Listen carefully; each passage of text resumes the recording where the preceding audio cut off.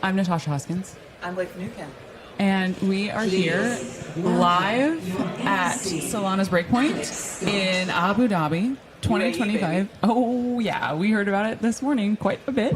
Thank you so much to 0x for powering this live stream and this trip for us. We're going to have some amazing guests today. We're going to talk to a bunch of great people. And we're here at the arena. Here we are. Okay. That's it. Gorgeous. We should clip that. It's just friends coming together for a high five. It's beautiful. It's beautiful. Okay. Hi, Blake. Hello, Natasha. As we said, I hate the ums. I've got to stop saying She counted the other day. She did. I was beside her. And you know what?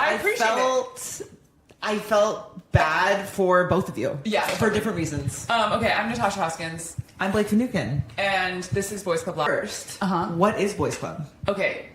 Boys Club is a media company.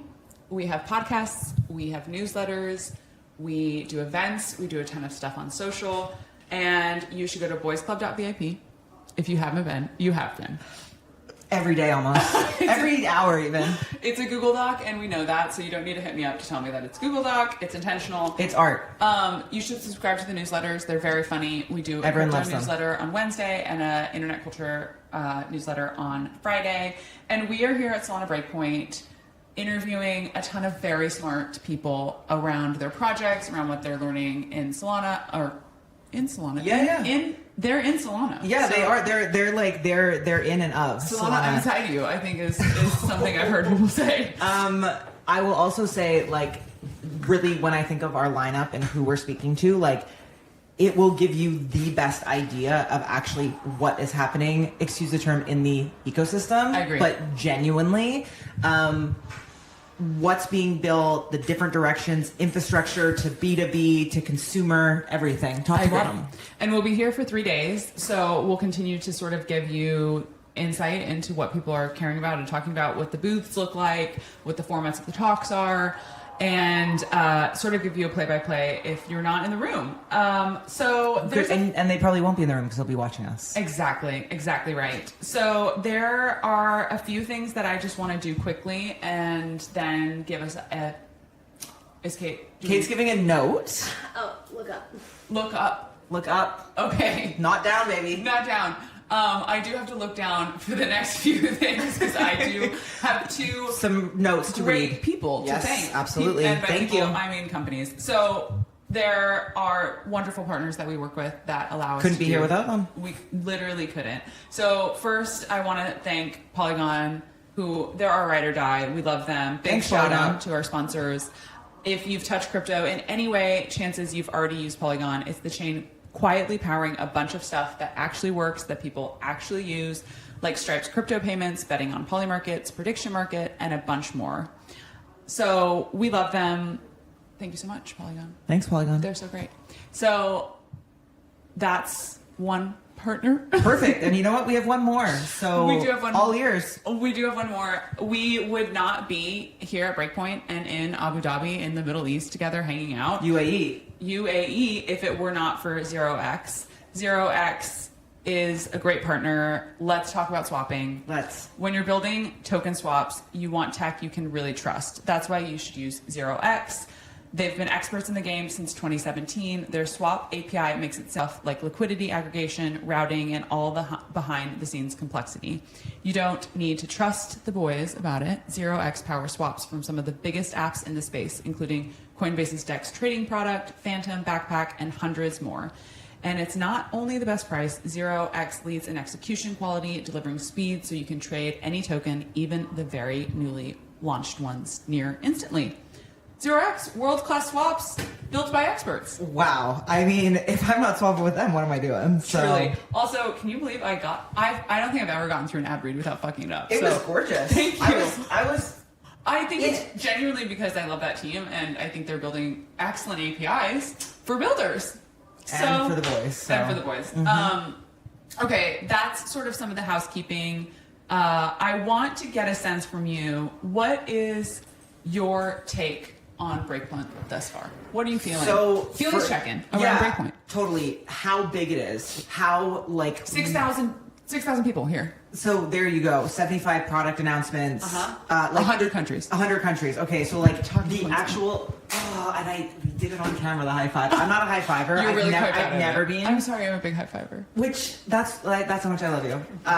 So yeah, the actual scale, execution, this is like fidelity, like big conference, extremely serious. There's like, we've probably seen like 100 people like behind the scenes working on it. Oh my gosh, at least. Minimum, guys, minimum. So yeah, just like, whoa, this is serious. Like we're talking like world level in terms of like excellence and execution. I agree. Yeah. My take is... What's your take, Natasha? Thank you. leading question. I was in Argentina earlier this month for DevCon Next. Exactly. Thank you. And just sentences, you and I. And I would say that my experience of DevConnect, it's beautiful. It's a community coming together and excellent conference. Really high fidelity as well, but it's sort of like crunchy compared to this. There's no crunch, and I mean that in the best way here. No crunch. Can't find the gorilla anywhere. And I love Ethereum, and I want the price to continue. Listen, it's all love. It's all love. It's all love. But sometimes I'm walking around this conference, and I'm sort of like, these might be my people. And I have described, which is a crazy ass thing to say. I can't wait to hear more about that. I have heard it described as missionaries versus mercenaries. That Ethereum builders, Ethereum community are missionaries. Yeah. And Solana are mercenaries. And there's like a capitalism that runs pretty deep into every conversation I have here, and also being in Abu Dhabi, it feels moneyed in a way that's really interesting. So it's appealing to me. It's appealing to me. Capitalism is appealing as the end. I don't know that I want that clipped, but sure. But yeah, it is. Beautiful. It is, and Beautiful. I like people who are building businesses, and there seems to be a real eye for that. As a business builder yourself, you can real recognize as real. Yeah, exactly. I totally get that. So I'm just going to list some of the people that we are having today, and Austin Fredera, he's from 00, Caitlin Cook from Moonwalk, Trevor McFedries, who's doing something new. Can't wait to talk to him. We'll find out. Maya Cattle, I hope that's how you pronounce it. We'll find out. We'll find out. Rand Goldie, Robinson Berkey. We got a great list today. The gang's all here. The gang is all here. Mm-hmm. So stick around. Yeah. And keep streaming. We're going to fuck around and find out. Absolutely, we will.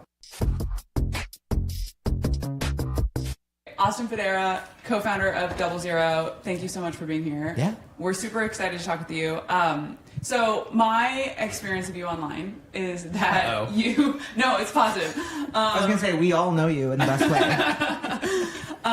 That you were like the guy at Solana for a long time, 4 years at across the foundation and labs doing strategy, and then started 00 a year ago. Is that correct? Yeah, about 14 months. Okay, 14 months. Who's counting? Yeah, not him.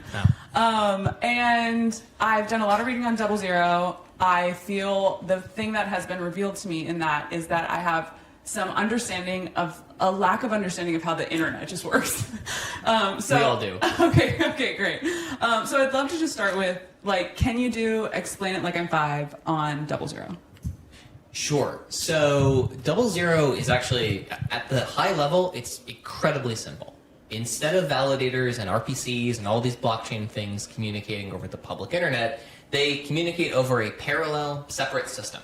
And that parallel separate system is much faster than the public internet. It's the same type of thing that like Wall Street's been using for 20 years, and all the cloud providers and Facebook and Instagram and everyone else uses to move data around. But because all of those other systems are run by they're one-party companies, right? It's like Facebook is the only person with admin keys to the Facebook fiber network. Okay. They've never been suitable for blockchain before. And so 00's main thing, apart from all the benefits that it provides from a networking perspective, multiple independent contributors, just like a blockchain is. And so we have 15 contributors on the network. And because of that, we have things like censorship resistance and sort of checks and balances. And there's no one person that can turn it off. Okay, go ahead.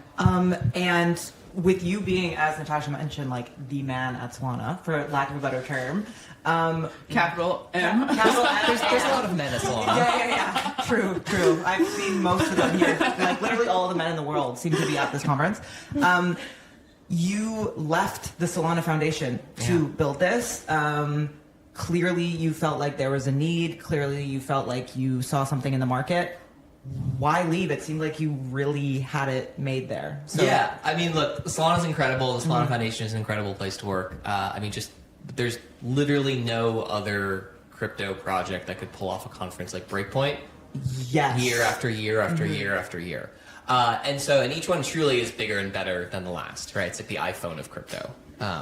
Quote that. Yeah, there we go. Clip it. But as Solana evolves and it's different, right? There's a lot more work to be done now that's like maturing of the technology, figuring out what the next roadmaps are. It's a lot of things that like there's really good people to do. And so I felt like this was actually a time where if I wanted to go be a founder and go build something I found very compelling, this was like an okay time to step away. Like 2023, 2020, like early 2024 would have been hard, right? We were coming out of bear market and FTX, but there's an incredible group of people both at Solana Foundation, at Labs, at Anza, and in the rest of the community now that have really taken up the mantle of advancing this network. And so the idea for 00 has actually been in my head since 2022. Interesting. And it was this idea that eventually we're going to run up to bottlenecks of the public internet. And Toli and I were talking about this back in 2022, and some of the original ideas were really dumb, like going out and buying every validator like a 10 gigabit connection into the internet and all this stuff that like, you can throw money at a problem, but like unless you really are addressing the underlying layer, you're always going to keep throwing money at the problem. And so a lot of this work came out of the work with the FireDancer team when they were like, we're building a validator client that can do 1 million transactions per second. And then you'd sort of like go get drinks with them and they're like, but it'll never run on the public internet. It's like, well, what do you mean by that? They're like, well, the validator client can do it, but the public internet can't support that level of data transmission or the low latency you need without going to 200 validators or 50 validators and shrinking the set. And other networks have made that trade-off, but that wasn't really in the cards for Solana. So when you say the public internet, what are you saying? What do you mean by that? Okay. So imagine a series of tubes. Okay. This is the classic meme to describe the internet. Literally. But really what it is like the internet isn't some mythical, magical place. It's a bunch of networks that have all been cross-connected to one another. And so the beauty and magic of the internet is you can sit here in Abu Dhabi and connect to a server in Singapore and connect to a server in like rural Peru, right? And that all works, and it's like $40 a month. It's incredible. Yeah. The downside of the internet is that it is not built for performance, it's built for cost optimization. Okay. And so if you need performance above what the public internet can support, which we'll get into kind of why that is in a second, you have no other option other than to go your own fiber network. And that's a very expensive endeavor. And again, it historically meant one company or one operator in charge of the thing. Okay. So the problem with the public internet, if you think about it, is like, maybe kind of I'll start like a very kind of, again, deceptively complicated answer, but like why did it take us 15 years to figure out how to stream the Super Bowl? Okay. Like, yeah. Right? A question I always wanted to Yeah, you know, so like thank you for that. the Olympics, any large yeah. live sporting event, you sort of are like, why is this suck? Like, why do I need cable to watch this thing? Yeah. And the reason is every single person watching it at that moment, they're an additional tax on the system. Like, if you're listening to FM radio or satellite TV or something like that, you're just tuning in and like pulling magic out of the air. And you can have 1 million people listening to the radio or one person listening to the radio. It's the same job for the tower. Okay. That's not the case with the internet. Each new connection, you have to serve them custom data. Okay. Even if it's the same data 100 million times. And so in blockchain, if you think about it, the event just kicked off. Wow. We're live. Yeah. We're in a box, everyone. Yes. So when the event, when like an event kicks off, like a block is produced on Solana, it's got to get out to 4,000 different places. Okay. And so it's the same data that's got to get to those 4,000 places, but each validator then has to have 4,000 times the bandwidth of the data they're producing. Got it. And so it's just a multiplication problem. And so there's a limit to how much data you can throw over the public internet before you start to drop packets, data arrives out of order, and so it's just a very messy, complicated system. It's like driving through a bunch of county roads as opposed to taking the highway. Okay. And I know you mentioned there was an announcement or a number that I saw that 00 serves 37% of Solana activity. Maybe that's a good example as to how it's actually like you're applying it right now. And is it only crypto based? Like you're only focused on crypto networks for this, or so we're at 40% of Solana now. Okay, and we've 50% increased. of the validators. Wow. Okay. So it's 40% of the stake, 50% of the actual physical servers. Okay. Which is really awesome to see. Yeah. And the short answer is no. The network actually can be used for anything. We decided to do this is like the classic like totally thing is like build as low level as possible and as generic as possible so you can get the ultimate performance. And then the whole idea is like it's the same thing we did with Metaplex. It's like smarter people than us will come along and build things on top of this fundamental technology. Okay. I don't want to get prescriptive about how people use it. And so Solana happens to be like the perfect blockchain for this. Because if you kind of plot like on one axis the number of nodes and on the other axis of the graph, this is the worst thing to do on a show, just draw a graph with your hands. But there's video, so yeah, there you go. Number of nodes and transactions per second. Solana's like here.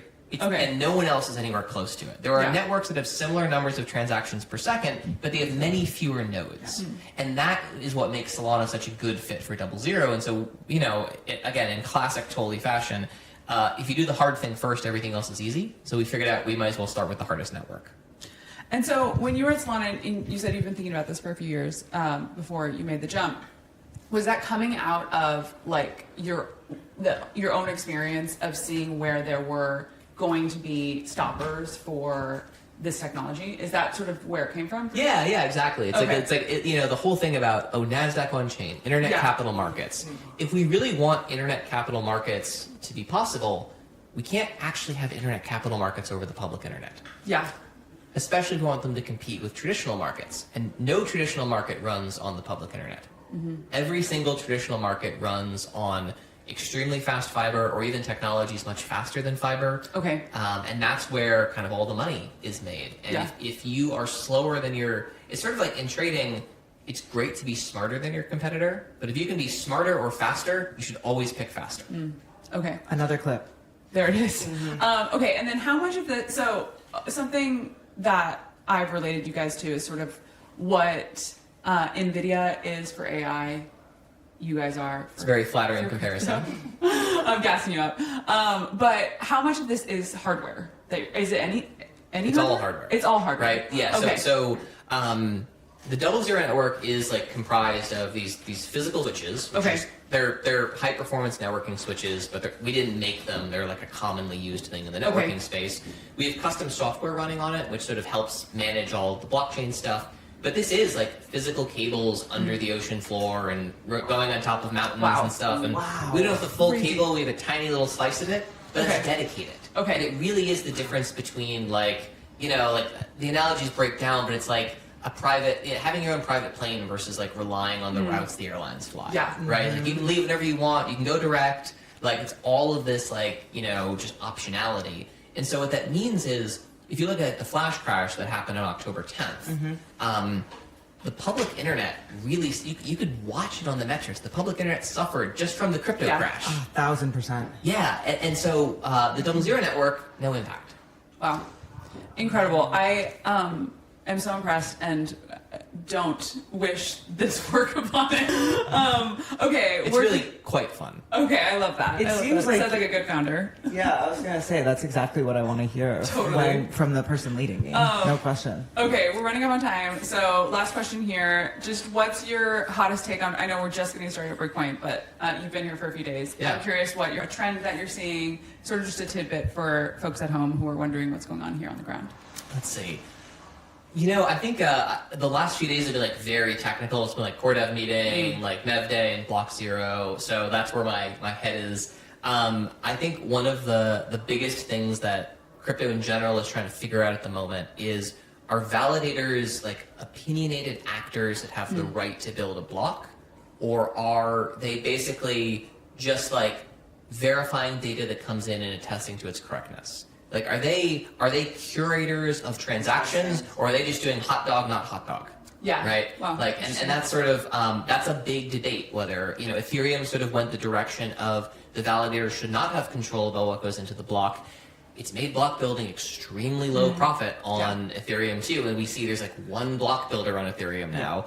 Solana is kind of somewhere in between, right? But this is going to be a really big conversation and debate over the next few months. Cool. Great. Austin, thank you so much. So Thank lovely you to have you for on. coming on. Thanks for having me. Caitlin Cook, you're at Moonwalk. Yes. We're so excited to have you. Thanks for having me. So we have a lot of things that we want to talk to you about today. First of all, Dead Kate Bounce is an incredible handle. Thank you. That's where we're going to Been start. the best branding. Absolute standout. Okay, so before we get into it, what is Moonwalk? Moonwalk is basically solving for one of the biggest issues in fitness, which is accountability. Think of New Year's resolutions. Every single year, people set a goal, and a couple weeks later, most of them are not keeping up with that goal. Moonwalk is essentially looking at health and wellness and thinking, what is the easiest change that anyone can make to improve physical and mental health? And that's really moving more daily. We used to walk probably 16, 17,000 steps a day. And now we're all at our desk, we're in a car, we get our groceries delivered. So we're really not moving as much anymore. Moonwalk is really gamifying daily movement goals. So essentially, you download the app on iOS or Android or on the secret app, Solana App Store. You can join a variety of games when you're on there. You essentially connect your preferred step tracker, so like a Garmin or an Apple Watch, or you can track directly from your phone. And there are a variety of different games to choose from that have a daily step goal. They last a certain number of days, and there's an entry deposit. If one thing crypto has done well, it's financial incentives. So you put money on the line, and if you do what you say you're going to do or hold yourself accountable, you get all of your money back at the end of the game. If you miss the daily step goal one or several times, you lose part of your deposit to a prize pool that's split amongst winners. So it's gamified fun. accountability and getting people to move a little bit more, because especially in this space, in these days, we could use it a lot.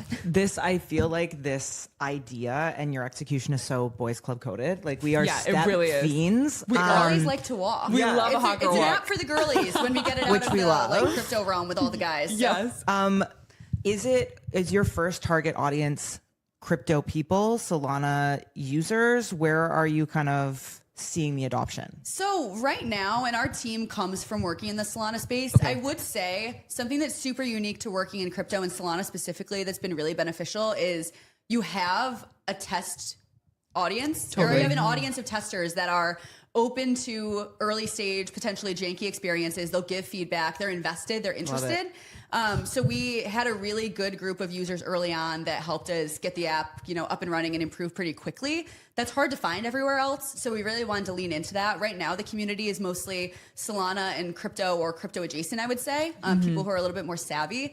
The end goal has always been, how do we make this an app that is approachable? Think like a Polymarket Kalshi type vibe of, that's where we want to go. It's not there yet, I would say, if anyone downloads it. But the direction is going to be, how do we use a crypto-powered app to create a really cool and unique experience that people want to use and that's simple to use? Yeah. So we want to appeal to a mainstream audience. We're just kind of taking it phase by phase and wanted to start with the crypto audience as kind of the first audience, but it's definitely not the last. And we want to expand beyond that. Yeah, that makes sense. I saw a great tweet last night that said work from home is great, except that I got 17 steps today. I saw that too. I was like, this is, so Moonwalk can use this. Okay. So there's a prize pool. Mm-hmm. So let's say I want to take 10,000 steps a day. Do I get to choose how much I'm staking? So you can either make a game yourself and pick whatever criteria you want, the start date, how long it is, what the daily step goal is, how much you're putting on the line. Okay. Or you can just choose from all of the ones that community members have made that our team makes on a regular basis. So there's always ones coming up that have a bit of variety depending on what you want. We've had games, we have users all over the world, right? So what's enough to hold yourself accountable means different things to different people. Yeah. So we have games as low as 1 USDC. Okay. The biggest game we've ever had, I think, was 100 SOL per person. Oh that was my obviously God. a whale game. Did people Participate? Did Yes, anyone? it was 5 people, and I think the daily step goal was 30,000 steps, which is like 15 miles. Oh So my it was God, very- that's too long. It was What's extreme. going on It was more of here? a challenge. I would not recommend that people just do that. But Did they all reach it? no, a couple people missed 1 or 2 days, so there was a really, really hefty prize pool. Some people were Wow. cleaning up with at least like 10 SOL extra than when they Oh started. my gosh, that's So incredible. I want to bring that back. We need more degenerate games. Totally. We've been lacking that with the market the way it is, but I think we got to bring it back. Is there any like yield mechanism? Not yet? Okay. beyond like the yield is just generated from other players. Okay. So rather than what you've seen with like a lot of yield to earn, walk to earn apps in the past or move to earn, it's not really dependent on like token and some sort of yield generator type of situation. It's more strictly based off of activity of other players, and that doesn't matter what token you're using as the entry deposit. It doesn't matter how many players are in the game. It acts the same if there's 2 people in a game or 2,000. Okay. So it's more sustainable. You're not seeing a lot of the crazy yields that you saw back in the day during like the move to earn mania, but I think that's good. Yeah. It's something that's actually sustainable and you can explain to people easily, and I think kind of will sustain a bit more. But I mean, we're always exploring new options to kind of build it out a bit more, especially in crypto. People want to see the crazy returns for everything and they have a really high expectation for that. So nothing's out of the question for like what we could do in the future. We just wanted to keep it really simple to start. That makes sense. And okay, I have to ask, how easy is it to cheat and inflate your steps? Work smarter, not harder. I don't know. People will do anything not to Exactly. exercise. It's crazy. So hey, not me ever. So yeah, how do you deal with that, particularly if there's like money on the line? Yeah, and it's of course in this space too, people will exploit whatever system you set up, right? Yeah. So Totally. the early days we used as a really good test environment to see how people would try to manipulate.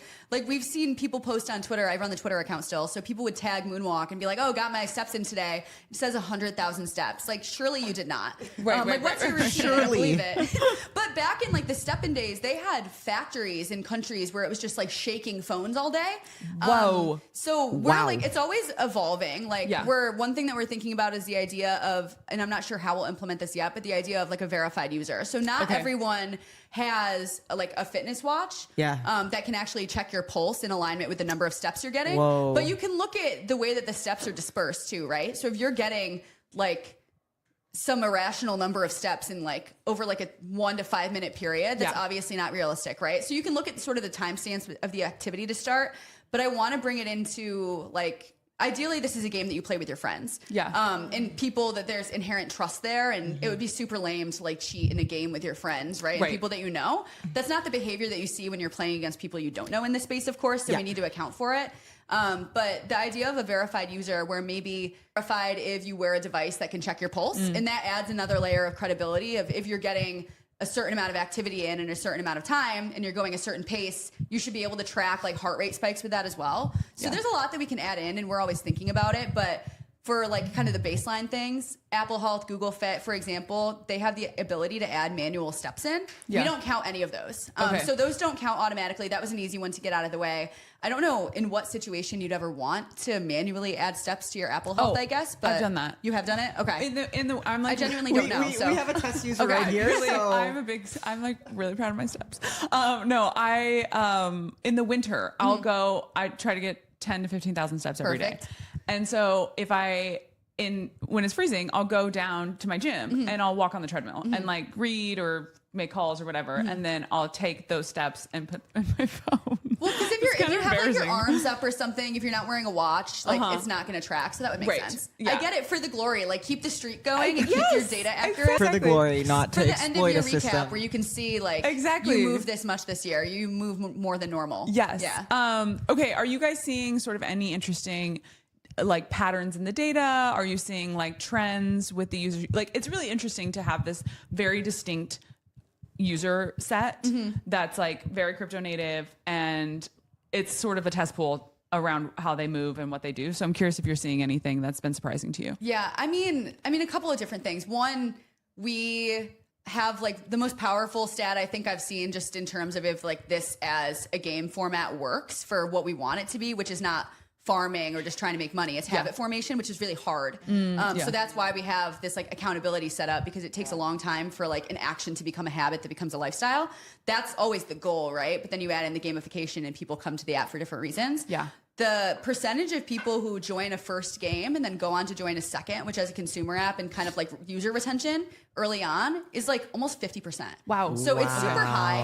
Obviously, we have like a bit of a more tight-knit community, and I feel like there's probably more of a likelihood with the crowd that we have that they would come back versus like a regular retail user. Yeah. But that's super powerful. Adherence in games, so actually achieving your step goals is, I don't have like the specific data point on that off the top of my head, but that's also very high. And then anecdotally, because I'm always on like socials and everything, just terminally online to balance out the walking, obviously. So many stories of people who, you know, you kind of underestimate something like walking. And moonwalk doesn't just have to be walking, it's steps. So you could run, walk, whatever you want to do. But a lot of people walk. And everyone seems to think that it's way too simple of a thing to be, you know, good for you and actually make a difference. But it's sort of like a snowball effect. Oh so my we get a lot gosh. of stories of like, Totally. oh, I started moving more. And then I realized I used to like working out. So I got back to lifting a bit. I started doing other exercises I used to do back in the day. I feel better. I sleep better. I think better. My What work is can't a better. walk heal, It's you know? amazing. A Yeah. walk can heal almost anything. Totally. Like I've never felt worse after a walk. Like Yeah, I would say exactly, that, exactly. especially in this space. Like Totally. these days, people just keep arguing on the timeline. They need to log off and walk for a bit and then come back. And I Agreed. think we'd see way less arguing. I These agree. people don't go outside. So Totally. Okay, we're almost out of time here. So I'd love just what's been a take that you have from Breakpoint, a trend that you're seeing. I know we're early here, but curious if you've seen anything that's been surprising to you. nothing yet specifically at the venue, just because day one. But Yeah. I mean, from the agenda, I'm on bias obviously, but more of a focus on consumer and like bridging Totally. the gap versus these extremely obscure products that maybe are just like solving for problems that don't exist or that people don't care about. I feel like there's way more realistic expectations for like what people want to see and what they'll use. And then of course my favorite, which is the revenue meta, otherwise known as running a business that can sustain itself. Oh that's my a big goodness. Thing. That's been my favorite thing that's A popped up revenue recently meta is is like, all right, so the revenue funny. meta is so in right now. That's so Making funny. money. Who would have thought? Who would have thought? Okay, one last thing, and then we'll let you go. But I saw a very cool activation that you guys are doing downstairs. There's like a leg day area that's like a gym. Yeah. In the conference center. Yeah, so we're trying to encourage people and remind them that we need to like balance out the mental and all of the work and all of the Yeah. scrolling online with, you know, physical exercise. So there's a whole wellness area at the conference, whether it's like a mindfulness station or there's like a pull-up and push-up contest. We're doing a pull-up contest. Oh, fun. Okay, love. Yeah, and we're giving away like an Apple Watch and Garmin Watch every day, and then we Wow, want game cool. credits to everyone that joins that. We have a body composition scan over there for anyone who wants to Oh, see that. Maybe you know, no. I did it this morning. Kate and I are down. I was a little scared to do that one, but I did try it this morning. But yeah, there's a whole area of the conference this year. It's the first time they've done it.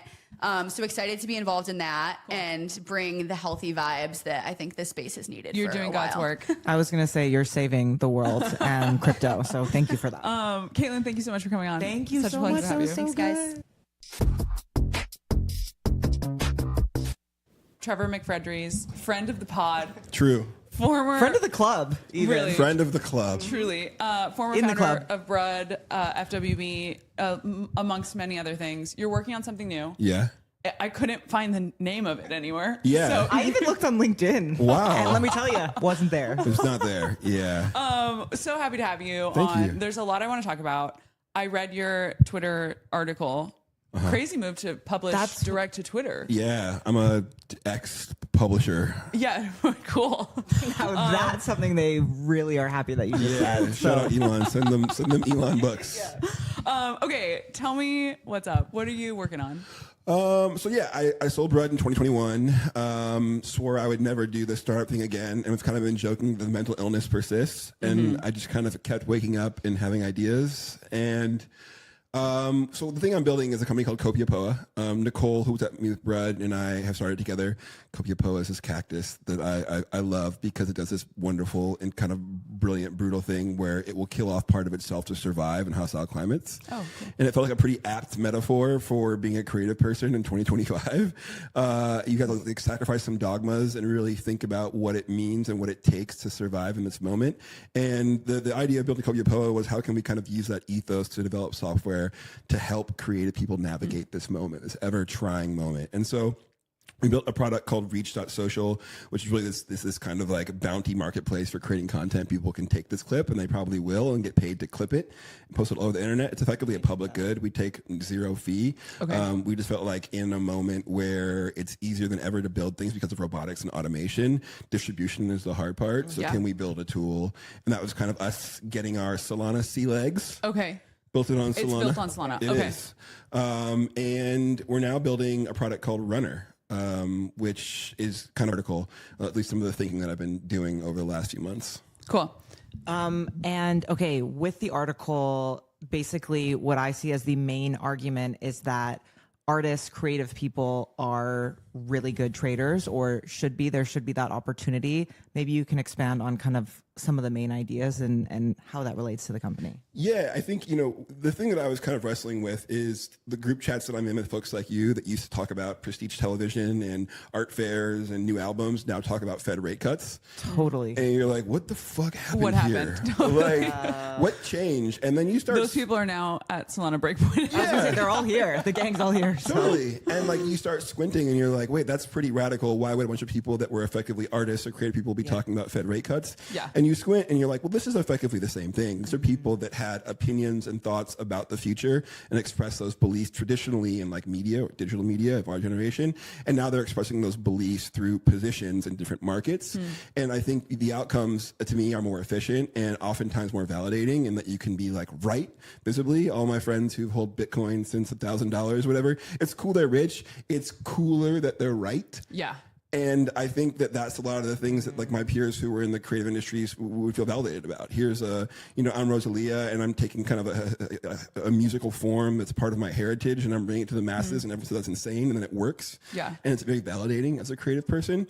And so I don't think that while it feels quite dissonant, I think it makes a lot of sense that my peers who identify as creatives are also really good traders, as these new markets have emerged that allow cultural intuition to be this financial Totally. skill. Yeah. No, I mean, it makes a ton of sense. And what I was struck by when I was reading your article is basically like you set it up by saying that creative people no longer can just be producing their creative act. They have to do all of this marketing around it in order to have a market that exists around their product. And that means that inherently there is a market that is built around their thing, and that they are good traders, and that as there's new tools that have come up, prediction markets being one of them, is like you can actually bet on the thing that you have some conviction around. Yeah. And so I'm curious if the thing that you're working on is basically like a studio that's building tools for sort of that problem or opportunity. Is that a way to look at it? Yeah, so holistically, the studio is thinking about all these problems, right? Yeah. And I think, one of the things you're kind of alluding to is this idea that I actually think the skills that you have as a talented artist is better aligned with being a trader than it is with being a marketer. And that's like the core tension. Cool. Right? Okay. Is that like effectively to be an artist now, most of your time is marketing. Yeah. When I have a DJ duo with my fiance called Sauce, and we're making music is about 5% of the equation. Everything else is what it takes to even be heard. Yeah. And then when I'm trading, it's effectively just me having a belief, putting on an order, and not having to be concerned about finding reach for that counterparty, whatever it is. There are efficient marketplaces to do those things. And then I can, again, be like verifiably right on chain, which I think is net new and novel. Yeah. And cool. in terms of like, obviously a lot of emerging artists, like they don't necessarily have the capital or cash to bet or to wager and take those cultural positions that might have financial upside. So how do you navigate kind of that side of things? Yeah, I mean, so I think what's fun about like the emergence of the tools on chain is that every day I go on, Dex Screener and I'll look at trades happening in attention markets, and you'll see $6 turned into 45. Yeah. Right. And that was the thing. I mean, I think like a lot of kind of old crypto idealists, the idea of these kind of like launch pads was a bit repulsive at first.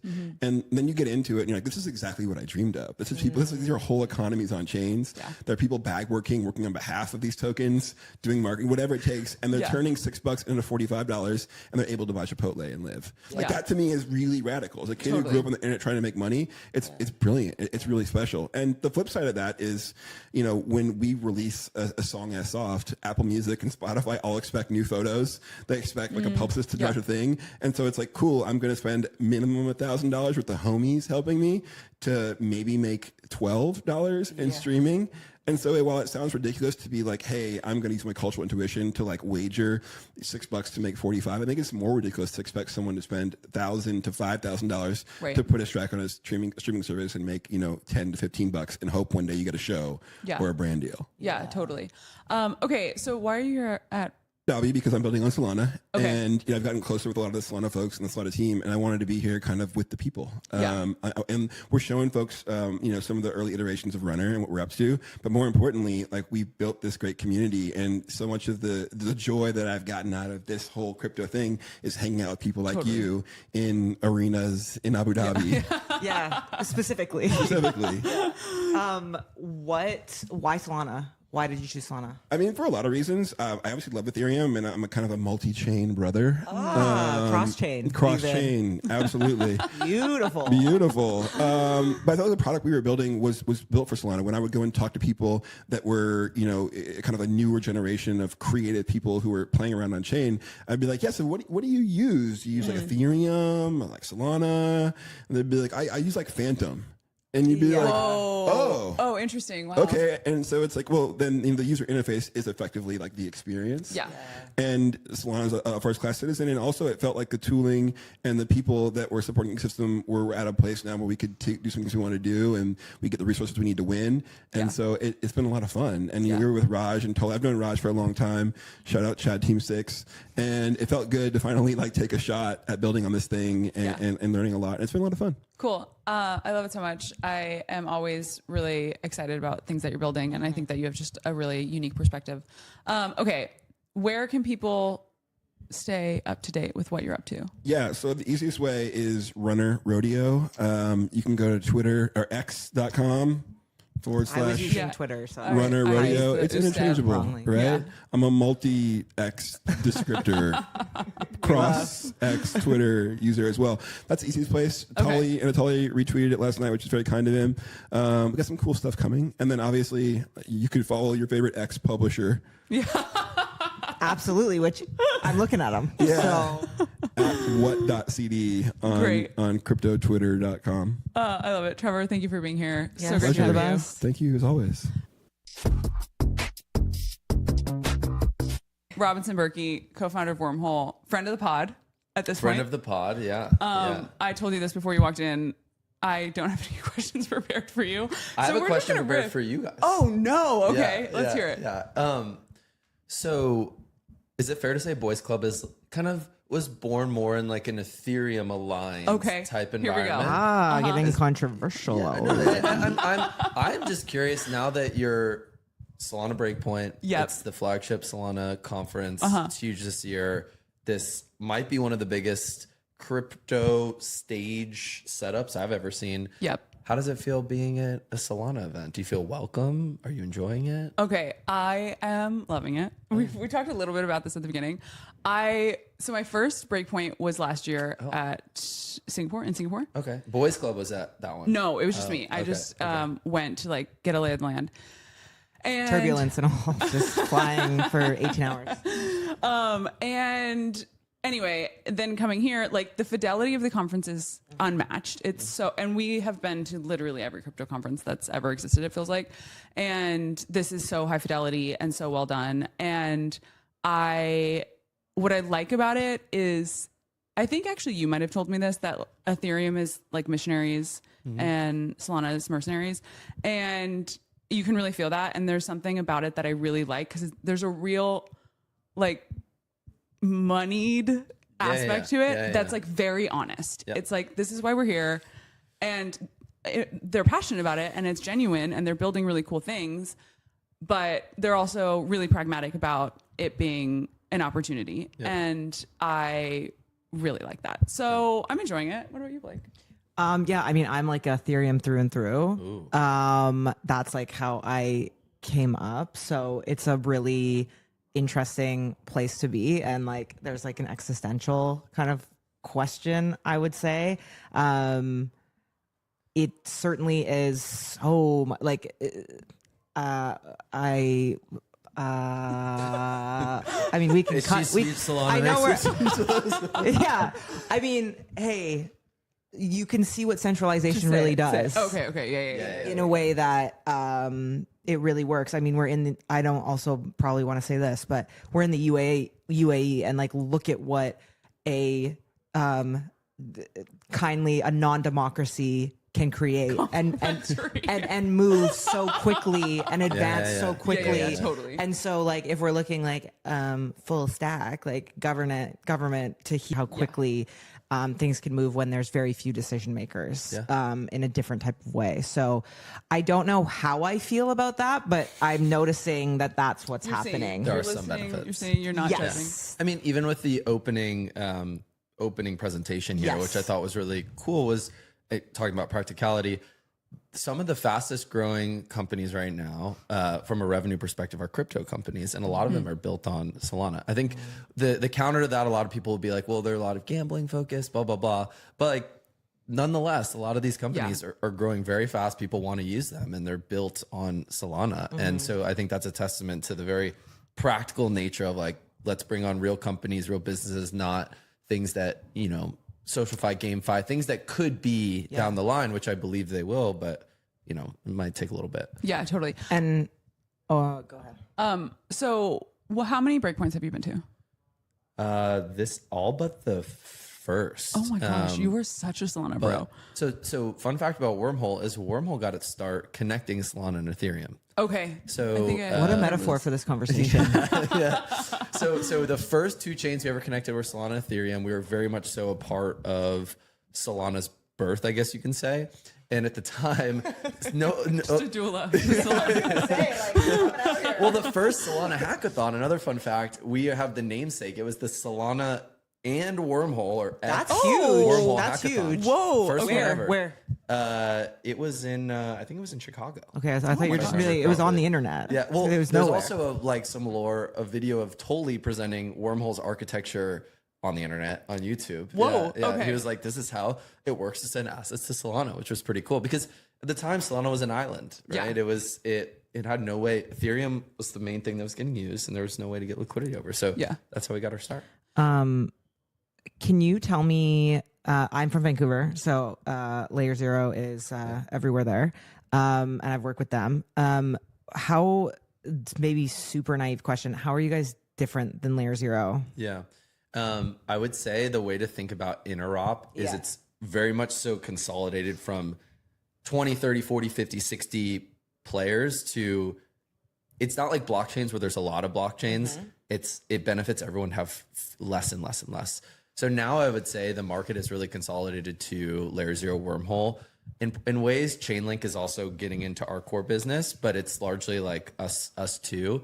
The main differences I would say are two things. Number one is distribution. So we both have different apps built on top of us. Same mental model as like Ethereum and Solana. What applications that are doing well are built on top of you? For instance, we have a full Oracle companies like Pyth built on top of us. We do really well in the institutional space. So BlackRock uses us to shuttle assets around.